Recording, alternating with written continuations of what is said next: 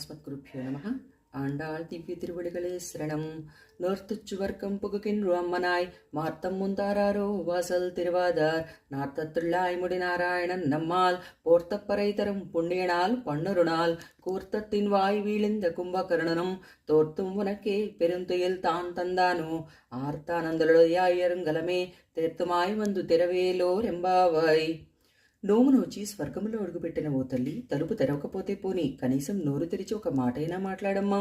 పరిమళ భరితమైన తులసిని తన కిరీటమందు ధరించిన ఆ శ్రీమన్నారాయణుడు మా చేత మంగళం పాడించి పరై అనే వాయిద్యాన్ని వసగేటటువంటి ఆ పుణ్యమూర్తి శ్రీరామచంద్రుడి చేత మృత్యువు అనే యముడి నోట్లో పడ్డ ఆ కుంభకర్ణుడు నీ దగ్గర ఓడిపోయి తన గాఢ నిద్రను నీకిచ్చాడా ఏమిటి?